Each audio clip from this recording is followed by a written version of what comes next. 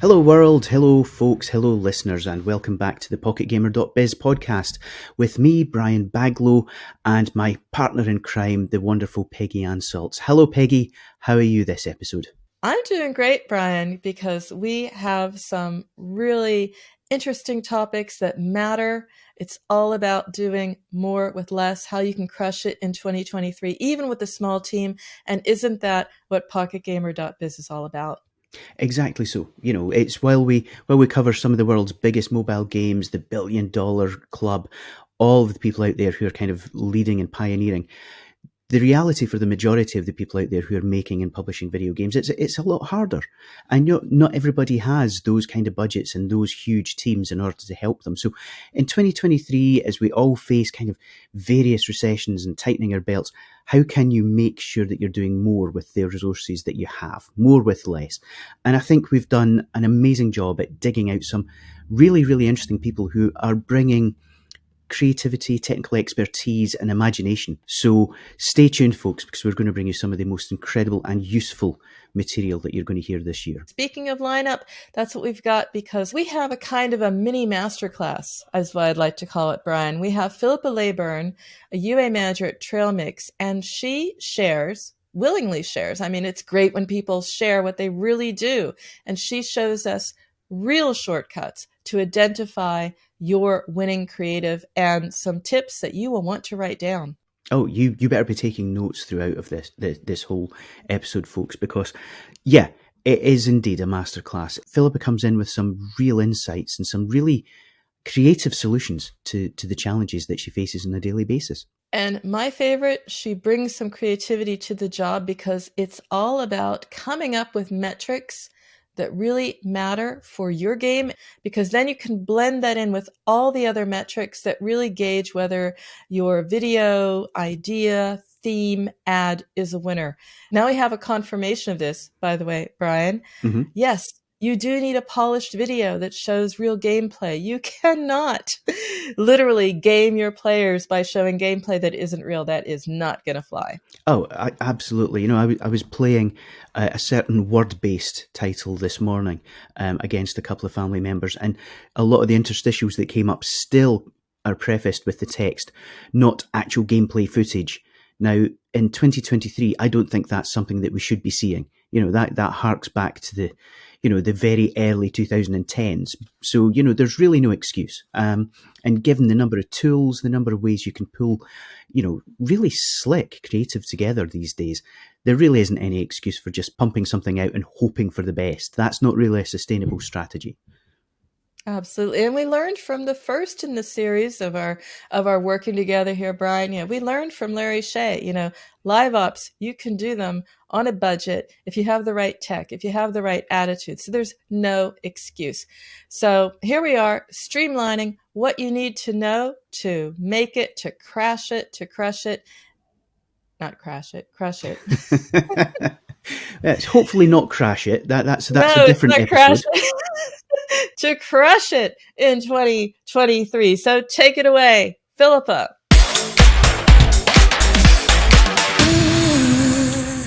We continue to uncover the ways you can do more with less. That's what it's all about. The last episode was about doing live ops on a shoestring budget and digging into the data to personalize events and then use the right tech to scale. But marketers can also harness data for something other than that. They can use it to make a call on their ad creatives. So what do you do to measure the effectiveness of your ad creatives? How do you make that call? Well, the good news is that you can. Even better news is that you can unleash your creativity in the process to develop metrics that suit your app, that suit your audience. It's a blend of art and science.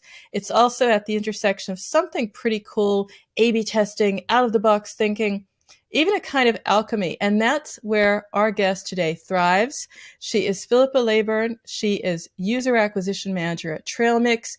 As you know it, the game studio that is well on its way to making Love and Pies the biggest casual game ever, recently got a $60 million cash investment from Supercell.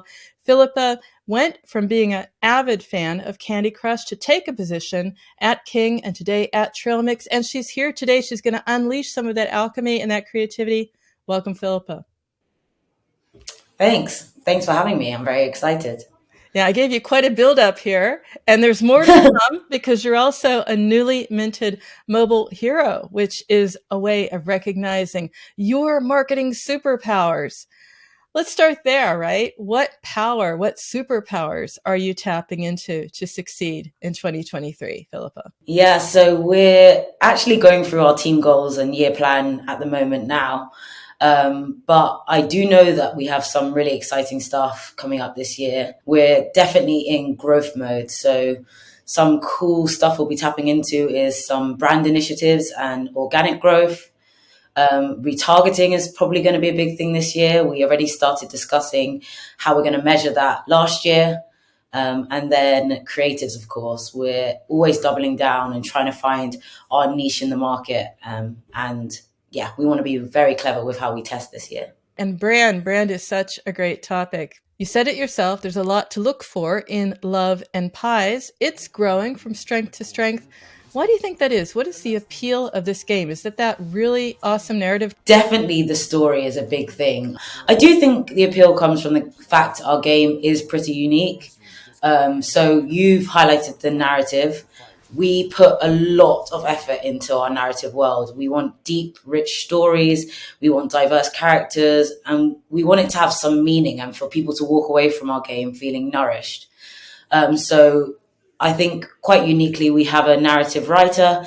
Her sole focus is to have a good story. And I've seen so many reviews where people who don't traditionally read stories in games who are hooked on our game, just like what you said. But I also think, the Moorish merge to core is kind of unique. I think when we launched, we were slightly different from others where we actually serve customers at the top of our board and earn money. And the way that ties into our meta of renovating and decorating the cafe is quite unique. And I think it's that strong core meta narrative loop that really helps us have sticky users, and it's really reflected in our retention, which is super strong. So it's about how you market and what do you bring to the table when you market. And you have a degree in psychology, a career in performance marketing. Now that's a smart move now because we know creative is king and we know we need to look at user behavior and match the right ad with the right audience. But you went this path a long time ago,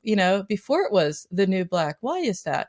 Yeah, interesting point. I guess it was maybe before we cared about creative as much as we do now. But I think it stems back to my time at King, where my role was basically working on Google ads and Apple search ads. So I really had a chance to deep dive into those channels.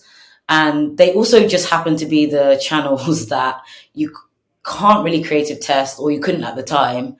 And you can't collect creative data that easily. We weren't collecting any creative test data on those specific channels, and we weren't really looking at creative data that much. We were relying on other channels for that. And since I was so focused on these channels, especially Google, I just saw a big opportunity that we were potentially missing out on, where we weren't creating creatives specifically for Google, yet we were spending a lot of money on Google. So yeah, it just felt worthwhile. And I'm a big fan of testing, experimenting. I really wanted to find a way to scale Google with creatives.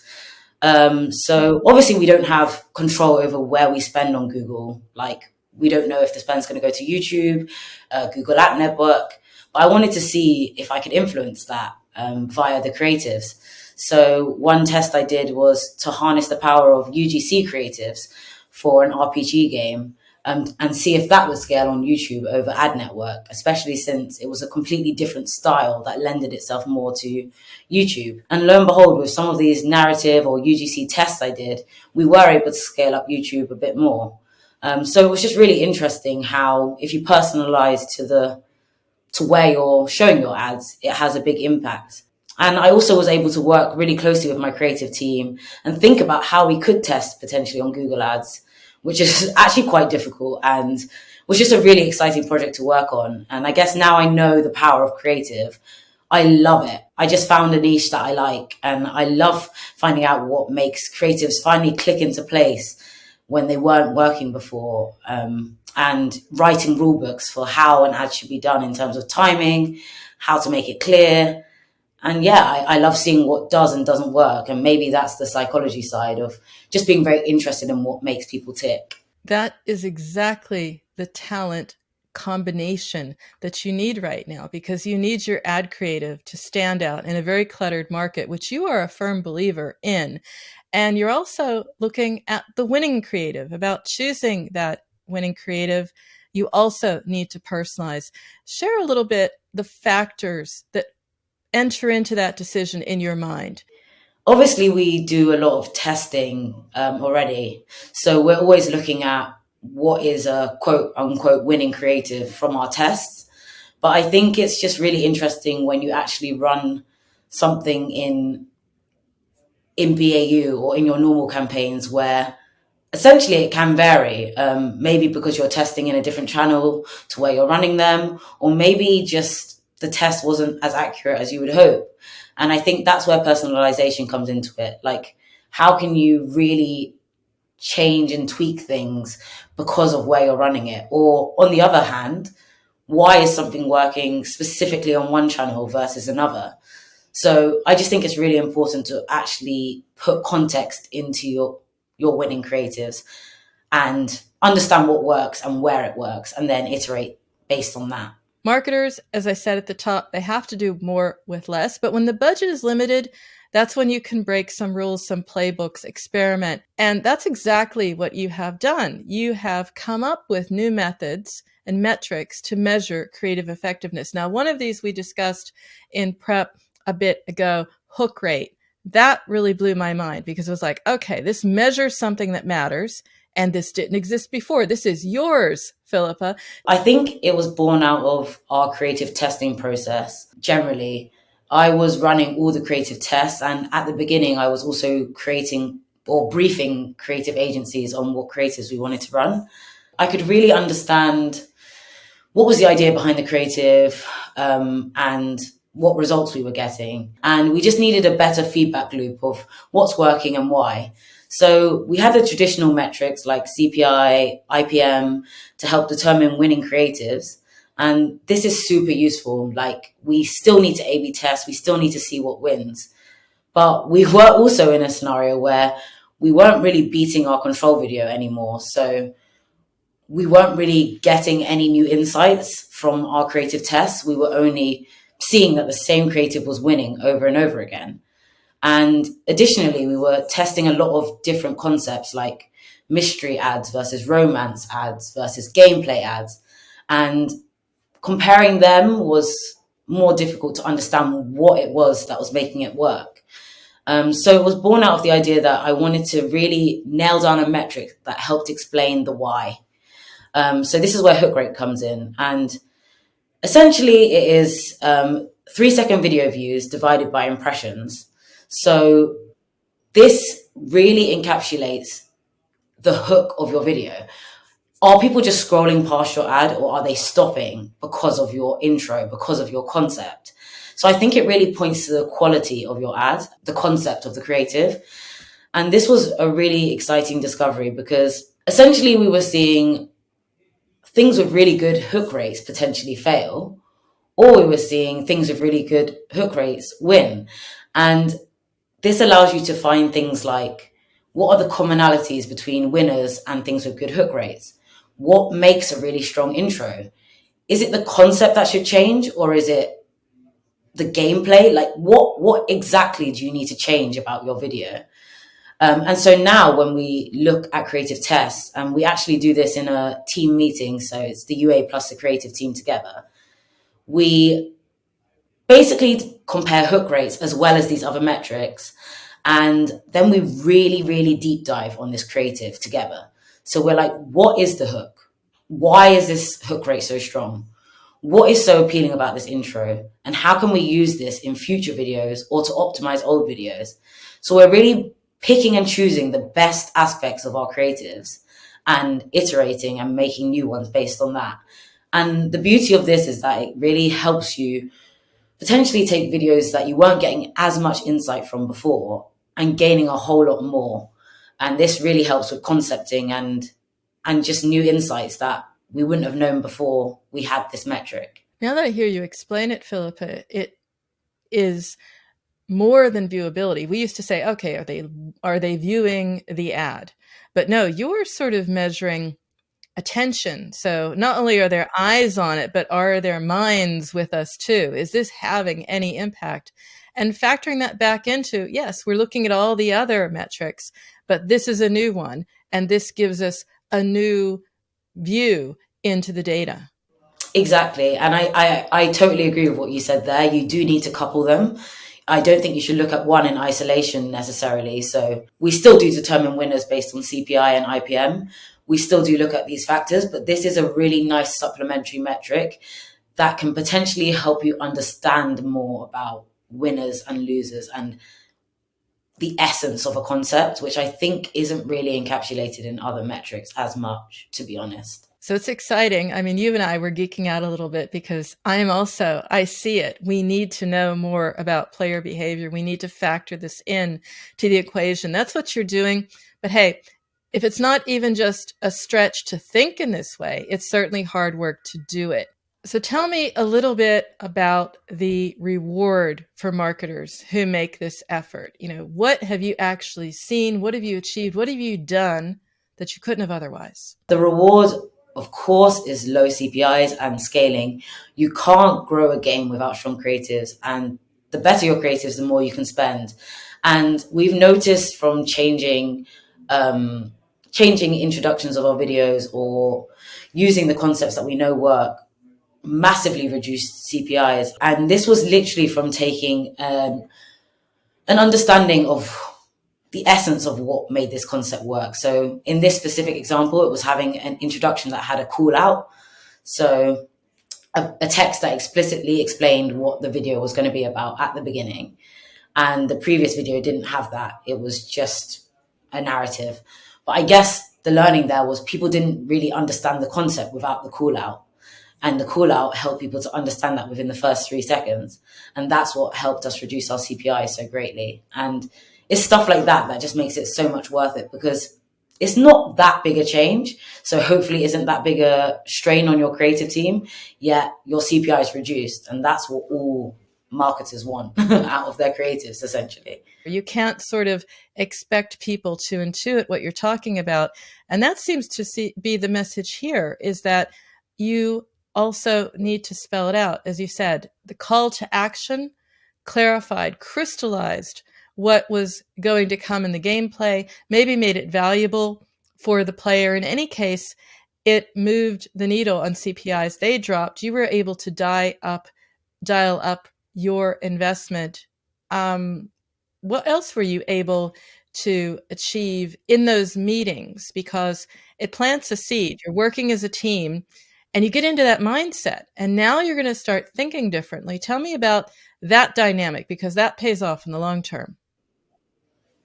Actually, this is a really good point. So the meetings have definitely changed a lot. Firstly, as I said before, it was me doing everything. But as the team grows, that is never going to be the case anymore. And everyone having eyes and insights on what's working and what isn't working has massively changed everything.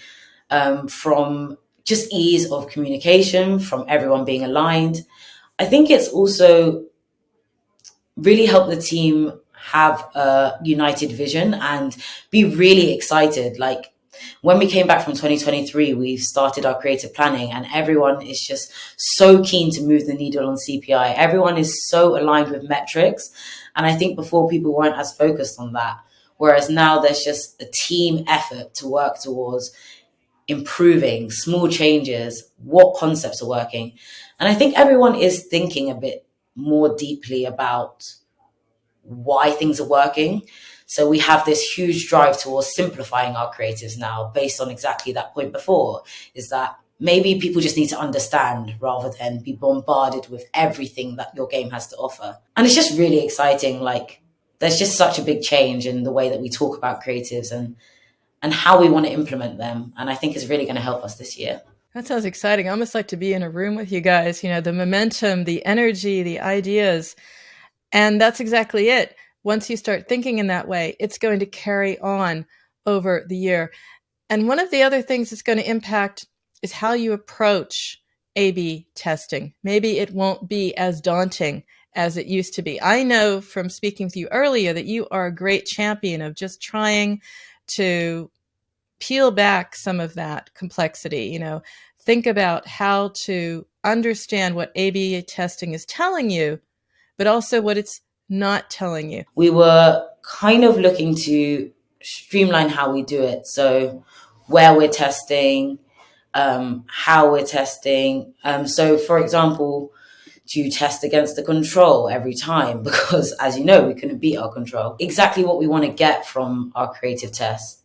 And I think that's potentially what's changing, is that we know that creative test winners might not work in BAU, or they might work. So we are trying to maybe emphasize a bit more about figuring out what's going to work combined with our A/B testing. So maybe when we're not only going to use winners in our BAU, we can also use things with high hook rates, or we can use videos that we think are going to have potential based on all these other factors that we're now all very aware of. So in this creative retro I was talking about that we do with the creative team and the UA team, we highlight what are the best performing ads each month on each channel. So we have constant feedback about what's actually working. And then we have feedback about what's working in our A/B test.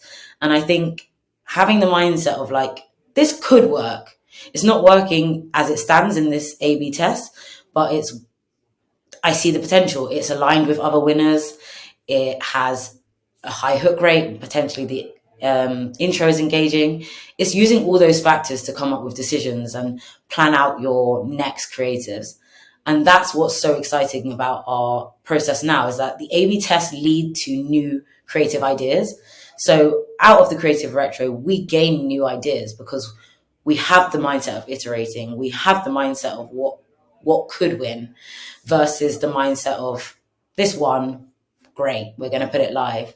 And yeah, I just think really exciting things come out of that. We're already testing things like changing the animation style of our ad from 2D to 3D as a potential new avenue, because we've seen the hook rate in 3D videos be so much stronger than in 2D. And it's just things like this that are really going to shift the needle for us this year. And what's exciting there is that from these ideas, you narrow the universe of possibilities, and therefore you can focus your energy. Because you're not a major size team, are you, Philippa? How many are in your team? No, we're a small team. So we're 3 UA managers, and then we have 1 creative lead who's really helping to push out all these videos. So it really is amazing. And yeah, we're very streamlined at the moment. So what you're doing is you're understanding more about what works, and you're not falling down into that trap of saying, oh, this works, let's take it and let's use it. Only that, because I've also talked with marketers, they get stuck on their winning creative. It gets a little stale, and you wonder sometimes, could I be doing more? Or should I be doing something different? So you're able to keep that going. Of course, the end game in all of this is to keep players coming back. You have a nourishing gameplay, very exciting. We talked about that, has its own hook built into the mechanics. But ultimately, it's about impacting the retention curve, ultimately LTV. What's a small fix or tweak in UA that you have done or seen have a major impact on player quality? I think this actually goes back to creatives as well, in that we did and do have winning creatives that are potentially more misleading or that don't involve gameplay. And I think fundamentally this can impact on your metrics like retention. And this is something that we've really tried to tweak using these methods as discussed before. So how can we iterate on misleading ads or ads without gameplay and include gameplay, or really add some sort of polish to it to ensure that the quality of the ad is reflection of how high quality our game is. And I think those tweaks have had a really, really nice impact on retention. And you can see it so clearly. Like we iterated on one of our best performing ads, changing the quality of the ad. And we included gameplay at the end. And it's literally our new best performer. So it's amazing to see that adding in real gameplay can have a positive impact, which was something we weren't really seeing before.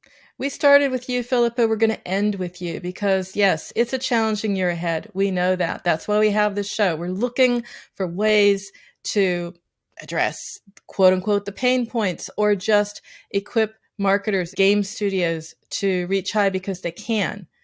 Keeping that in mind, what do you think marketers need to do to keep the pace, or what are you doing personally or professionally to keep the pace? Yeah, it's definitely going to be an interesting year. Things are going to behave a bit differently thanks to some of the global factors like the recession. So for things like that, I really want to keep my eye on market trends and ensure I've got my finger on the pulse when it comes to benchmarks and what other people are doing, and maybe things like scan changes.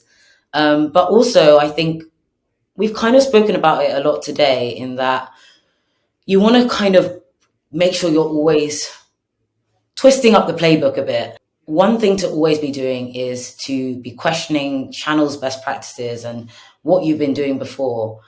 And I think this is something I've always done. I like to do it because mostly out of frustration. Like I see a channel's limited on something I want to do, or I see other channels doing. And I think, how can I do this on the channel I'm running on? So one example could be when I first was working on Google, and I did an incrementality test because I wanted to scale my Google campaigns, and Google recommends you only optimize 20% increase on budget each week. And I just wanted to scale quicker than that. So instead of breaking that best practice, I ran 2 campaigns with the same optimization goal at the same time, which also is against one of their best practices. But I found this was a way I could scale much quicker than if I was just using their 20% rule. So I think you really just need to be thinking about, like, what is my goal and how can I achieve this? And if it's against best practices, still try it, because that's the only way you're going to get really, really good results and learn new things. Well, it's great advice for everyone. I hope people listening in are saying, yeah, you know what? I can twist the playbook. I can break it. I can rewrite it. I love the way that you've shifted your thinking. It's inspiring, Philippa. It truly is. And your approach to finding a winning creative, hey, you've got the proof. We've got Trailmix. It is a winning game. And you said it yourself. We've got lots more to come this year, and including brand, which will be exciting. So I guess you're so excited you can't sleep at night. This is true. Yeah, it's going to be really exciting this year, I'm sure. Well, I want to thank you for sharing, particularly a little bit of a mini masterclass there. Really appreciated. I mean, knowledge is for sharing, and you have certainly done that today, Philippa. Thanks again. Thank you. So I have to say, Brian, that was enlightening. That was educational. That was even fun. You know what, Peggy? I sat here, I listened to the whole thing. I was absolutely riveted. There was a lot in there. That was info dense. From our last interview with Larry, what we were saying was creativity is not confined to the actual game itself. You know, you can be creative in almost any role in the games industry, and it encourages and rewards you to be creative. And I think exactly what Philippa was saying just makes that, you know, all the more true. She is bringing her A game. She's bringing creativity, imagination, and thought to a process that a lot of people treat as, you know, a chore or, you know, some sort of black art.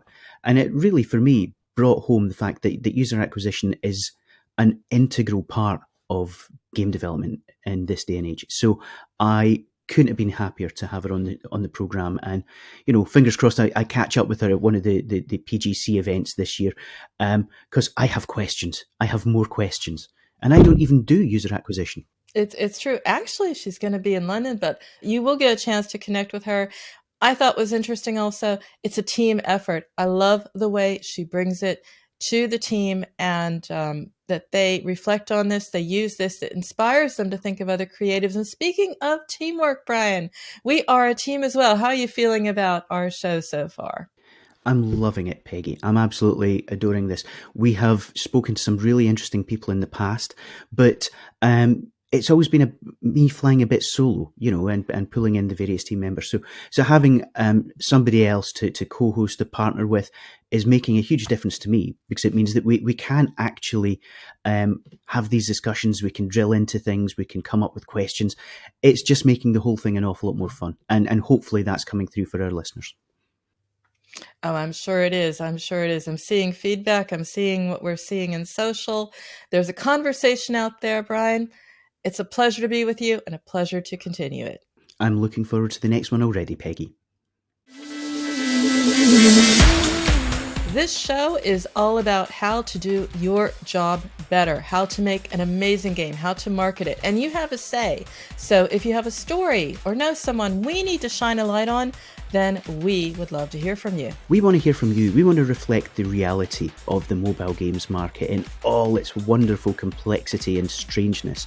So if you have any suggestions for us, if you have any feedback for us, you can always get in touch. You can email us at podcast@pocketgamer.biz. You can find us on Twitter @PGBiz, and you can reach out to us through the pocketgamer.biz website.